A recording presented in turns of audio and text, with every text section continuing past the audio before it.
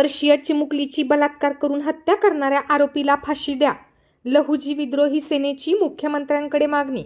डोंगराळ येथील 3 वर्षीय चिमुकलीवर बलात्कार करून तिची हत्या करणाऱ्या आरोपी विरोधात फास्ट ट्रॅक कोर्टमध्ये केस चालवून त्याला फाशीची शिक्षा देण्यात यावी अशी मागणी लहुजी विद्रोही सेनेच्या वतीने करण्यात आली आहे.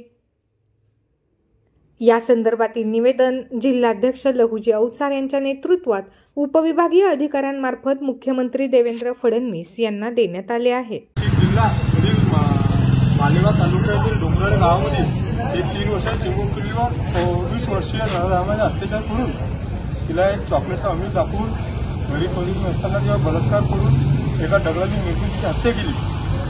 तसेच लहुजी विद्रोही सेनेच्या वतीने तहसील एलजी यांना निवेदन देण्यात आलेले आहे की आरोपीला तत्काळ फाशीची शिक्षा देण्यात यावी. तर फाशी शिक्षा नव्हेच तर त्या आरोपीला कुटुंबियाच्या हवाले करून भर चौकात म्हणून त्याला फाशी शिक्षा देण्यात यावी अशी आम्ही निवेदनामध्ये मागणी केलेली आहे.